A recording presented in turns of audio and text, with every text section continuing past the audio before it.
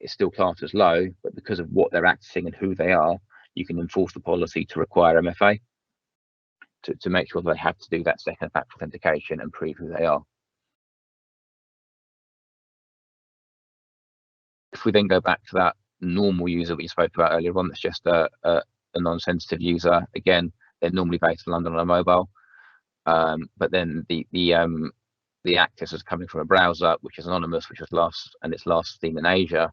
You start to trigger a few warning signs, shall we say, there. So it's an anonymous IP, it's an unfamiliar sign-in location, possibly impossible travel as well.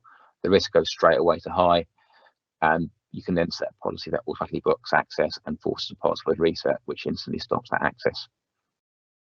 So while these are obviously talking about accessing to apps, this can work with Azure resources or 365 services as well.